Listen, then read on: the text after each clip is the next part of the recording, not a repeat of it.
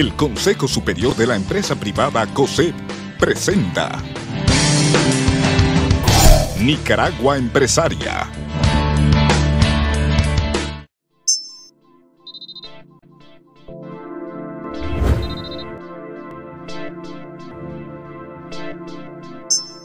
El futuro de Nicaragua está en la empresa privada comprometida con la democracia y la economía.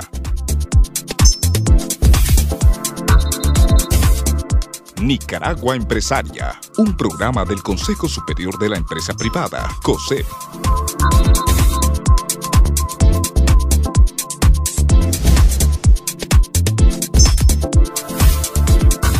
Infórmese del quehacer empresarial de nuestro país en Nicaragua Empresaria.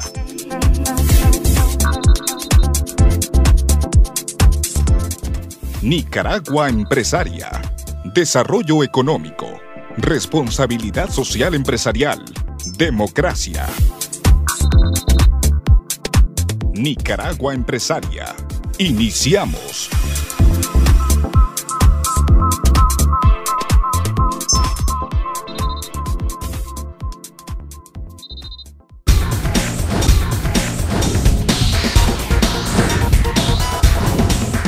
Por tercer año consecutivo, el Consejo Superior de la Empresa Privada COSEP inició el proceso de consultas con el objetivo de recoger los principales planteamientos de los empresarios del país para la elaboración de la Agenda COSEP 2011.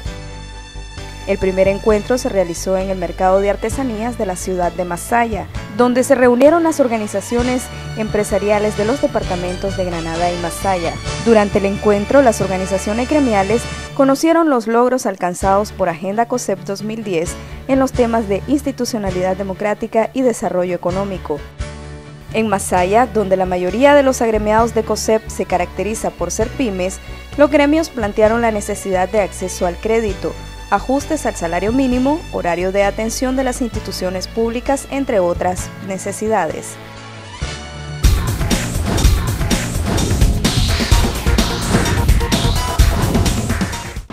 Tocaba algo muy importante en relación al salario mínimo. Yo sé que ya el salario mínimo en el sector MIPYME es diferenciado, pero aún así, ¿verdad? Yo creo que el gobierno está totalmente ignorante de la realidad del MIPYME. Contraproducente ha sido, como él mencionaba, en el 2008-2007, subir un 30%, también lo que creó fue el desempleo. En nuestra realidad, aquí en Masaya, en mi negocio, es un hotel pequeño de 11 habitaciones, se llama Hotel Masaya, está en la web para que aprovechando la publicidad. Prácticamente he tenido que correr a todas las personas que yo tenía trabajando fuera de la familia e ingresar a la familia. Estratégicamente no es lo más conveniente, ¿verdad? Pues por cuestiones de interés y esa cuestión. Gracias a Dios lo he sabido manejar más o menos. Resulta que si nosotros queremos estar de plano pegado a la ley, no existiríamos. Mantener a 2 o 3 personas con el salario mínimo, tenerlo inscrito en el INSS y todo lo que pide el gobierno, los beneficios, que no estamos en contra de eso, sino que es insostenible. Entonces, me alegra de que el COSEP esté acá, que esté conociendo esto, ¿verdad?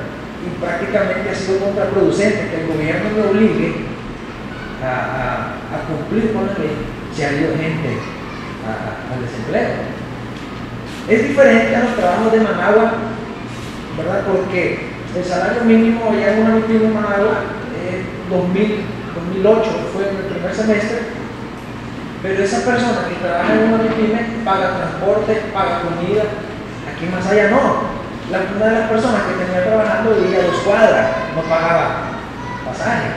Entonces, son tantas cosas de una realidad completamente diferente, ¿verdad? Entonces, para ver si a través del COSEP se logra que conozca más el gobierno esto, que muchas veces se vuelve contraproducente esta política para proteger al empleado, a la larga el empresario también lo termina destruyendo.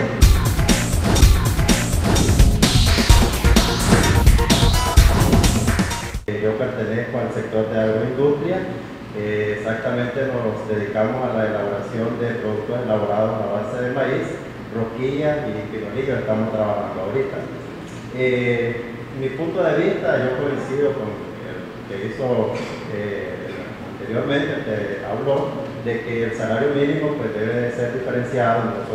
Yo pertenezco también a una pyme y estoy de acuerdo que debe ser diferenciado de las empresas grandes, ¿verdad? Porque nosotros, ya lo dijo el licenciado Aguirre, lo dijo también el expositor anterior, no tendríamos la capacidad, ¿verdad?, de tener todo el personal que requerimos con esos salarios.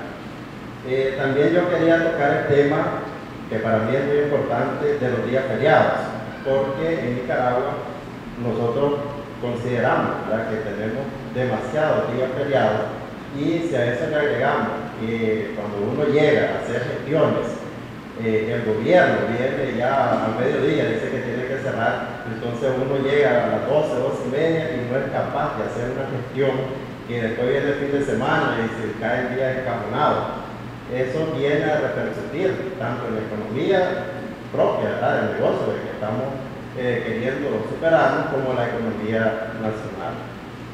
Y otra cosa importante que yo miro es los aspectos de los impuestos.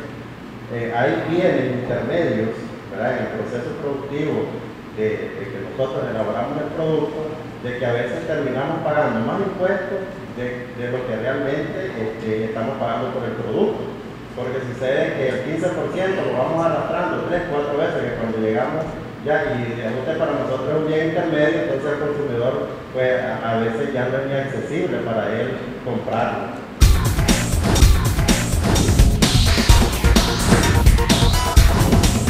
A mí me está gustando todas las leyes, por ejemplo la ley de garantías recíprocas, que una vez aprobada nos venía a servir como herramienta para quizás entrar en ese mundo del capital, digamos, del financiero, porque en la actualidad es muy pocas las oportunidades que las pymes tenemos de financiamiento, ya que no somos poseedores de grandes recursos, de propiedades que valgan tanto dinero, y entonces nosotros no podemos ser, digamos, factores de crédito, no somos sujetos de crédito.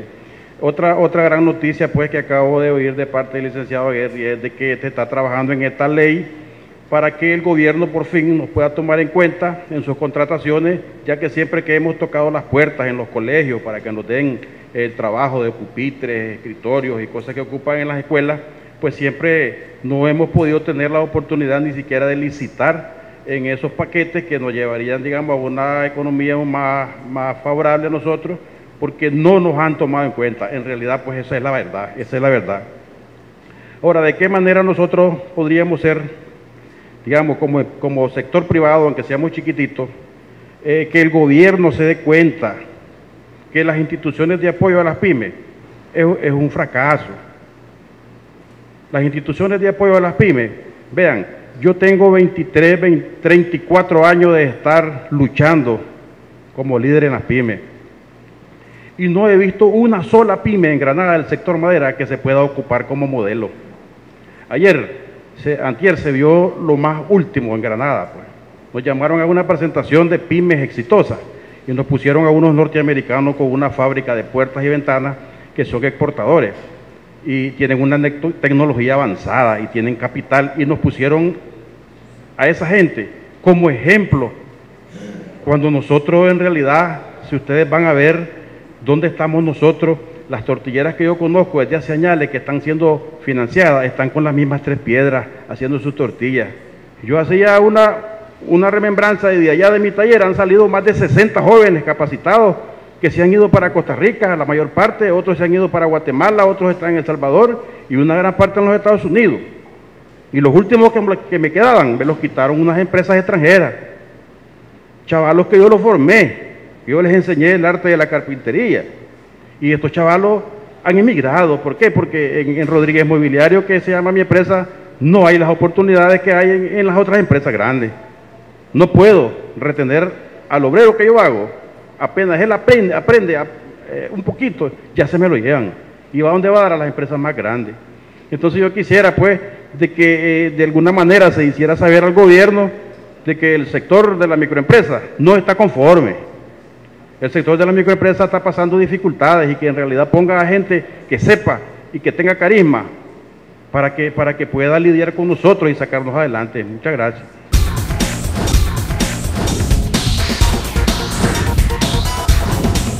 Se trata el que nos podamos sentar aquí con ustedes. Cristian hablaba de ese tema que realmente es importante, que es el tema salarial, y que también el señor Ramírez lo mencionaba. Para nosotros ha sido bien preocupante y lo vivimos en el 2007 y el 2008. En ese entonces se perdieron 45.000 empleos formales. Formales significa empleos de empresas que tenían a estos empleos suscritos, adscritos al Seguro Social. Sin embargo, lo que no se contabilizó en ese tiempo es cuántos empleos perdimos en el sector PYME, que no está necesariamente vinculado al Seguro Social y que fueron otra gran cantidad de empleos. El ejemplo que mencionaba, que efectivamente eso es lo que ha ido sucediendo. Cada vez las empresas PYME se han vuelto más familiares porque tenés que distribuir el costo, tenés que reducir los costos, tenés que sobrevivir. Este es un tema, nosotros siempre que nos sentamos con los sindicatos, cuando nosotros le decimos a ellos, tienen que entender que esto es un tema de sostenibilidad. La empresa tiene que sobrevivir, porque si la empresa sobrevive es que generamos el empleo. Si la empresa no sobrevive, obviamente no hay empleo. Y eso es tal vez la principal responsabilidad que tienen las empresas, generar ese empleo. Por supuesto que las empresas están para hacer negocio.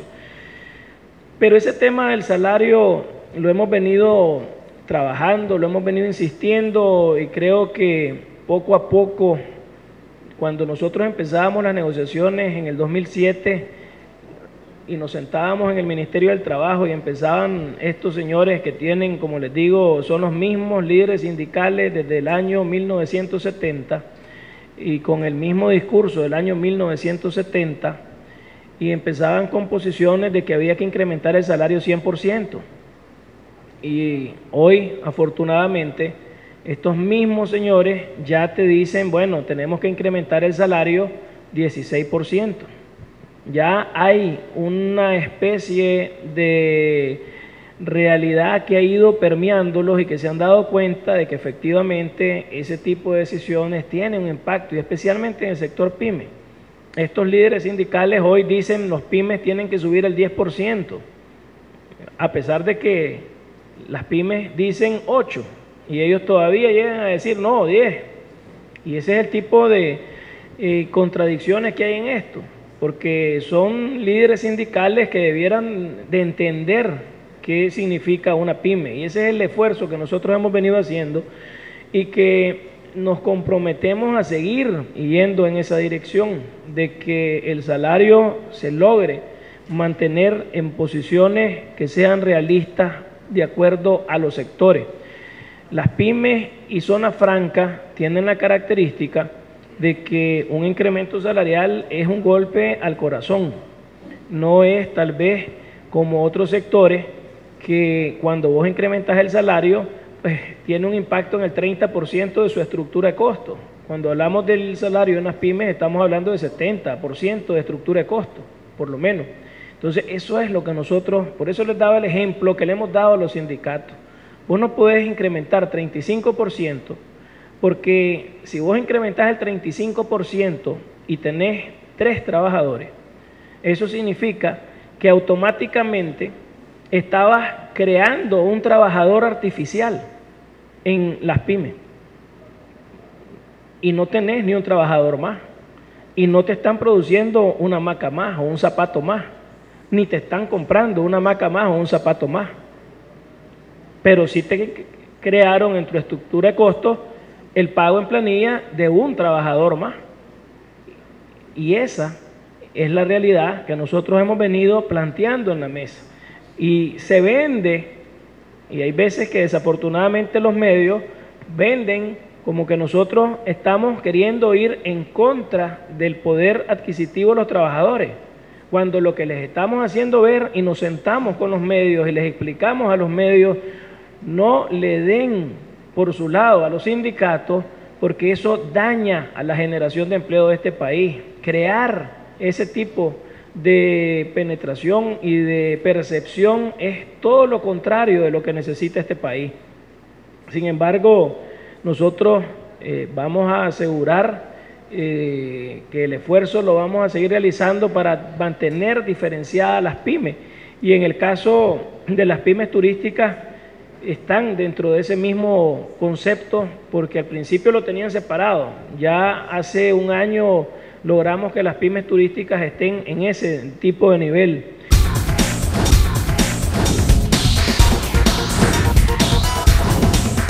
Y debo de aclarar que el COSEP es en realidad la representación no únicamente de las grandes empresas.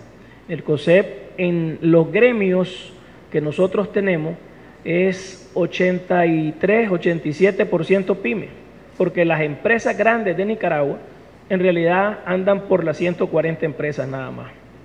Eso es todo lo que es de empresas grandes en este país. Todo lo demás somos pequeños. O sea, y esa es una realidad y que no podemos nosotros esconder o tapar con un dedo. Cuando nosotros hablamos de los 21 proyectos de ley, ¿qué significa esos 21 proyectos de ley? Que hoy tenemos no 300 viviendas construidas en Nicaragua como lo fueron en el 2009, sino que hubieron 3.000 viviendas de interés social que se construyeron el año pasado.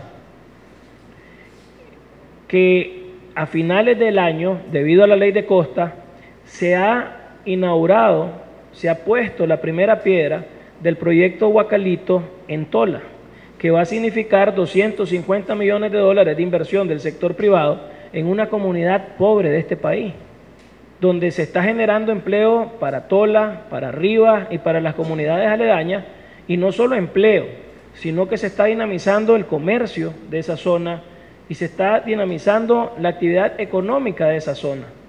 Si nosotros queremos cambiarle la vida a los nicaragüenses, lo tenemos que hacer con este tipo de esfuerzo. Si ustedes revisan las leyes que yo le mencioné, la ley de factura cambiaria, la ley de sociedad de garantías recíprocas, la ley de fideicomiso, son leyes que no le van a ayudar a las grandes empresas. Son leyes que nosotros estamos trabajando para las pymes. Las grandes empresas ya tienen su mercado, ya tienen su realidad y básicamente depende de su visión de mercadeo y de su tratar de acceder a más mercados para que sean más exitosas. Pero las leyes que nosotros estamos trabajando son leyes que benefician a su sector. Y ese es el tipo de marco en el que nos estamos metiendo. Cuando nosotros trabajamos una ley de vivienda de interés social, no fue para construir edificios ni residenciales, fue para construir casas hasta $20,000. ¿Quiénes son los que van a habitar las casas hasta $20,000? Por supuesto que no es la gente de la gran empresa.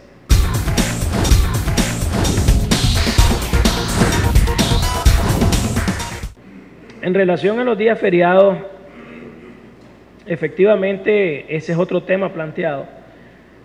Nosotros, creo que en realidad lo que estabas planteando son dos problemas en uno. Por un lado están los días feriados y por otro lado están los horarios de trabajo del sector gubernamental. Nosotros, con respecto a los días feriados, es difícil el tratar de conciliar posiciones, porque así como hay sectores productivos que no quisieran que hubieran días feriados, hay sectores como el de servicios y turísticos que sí quisieran días feriados, porque de alguna forma a un sector le beneficia y a otro sector le perjudica. Nosotros lo que tratamos de hacer con esto es conciliar posiciones. Entonces lo que hemos buscado con los días feriados es que vamos a ponernos de acuerdo en determinar cuáles van a ser los días feriados de este año y que no afecten la producción y que no incrementen los costos de producción. Pero por el otro lado, el tema del calendario, del horario, es un tema que sí vamos a tener que revisar, porque no lo vimos en la reunión con el gobierno del martes, pero posteriormente a la reunión del martes sí me saltó el tema de los horarios y cómo afecta otra vez la producción el mantener ese horario hasta la 1 de la tarde. Entonces vamos a ver de qué manera ese tema sí se lleva, porque ya nos ha saltado pues por diferentes lados. Yo creo que aquí vamos a tener que hacer un efectivo seguimiento, lo que usted decía, don Gustavo. Ojalá que este esfuerzo que hemos hecho con el Banco Interamericano de Desarrollo de sacar esta ley nos permita asegurar que usted sí pueda licitar, en el caso de los colegios, los pupitres, porque lo que queremos es que no solo llegar a las grandes empresas las compras, o que no solo de manera unilateral el gobierno decidiera a quién comprarle, porque si vos no tenés amigos en el gobierno, entonces tampoco vas a poder comprar, vender. Entonces aquí la realidad es que hemos hecho un esfuerzo para que el gobierno no tenga la decisión de compra, sino que lo haga a través de procesos de licitación, y que las compras hasta cierto monto no sean las grandes empresas las que las hagan, sino que sean las pymes las que pongan el producto y que ellos compren a las pymes hasta cierto nivel de monto la compra. Y creo que en eso el BID y el COSEP vamos a estar dándole el seguimiento adecuado para que efectivamente eso así sea. Y en esto nosotros reconocemos el trabajo del Banco Interamericano de Desarrollo, que está preocupado en el tema PYME.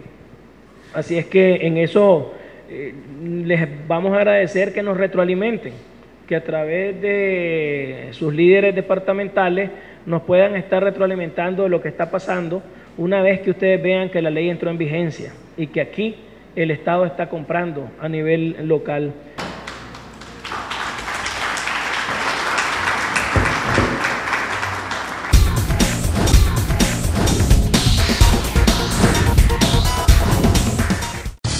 Nicaragua Empresaria. Ya regresamos.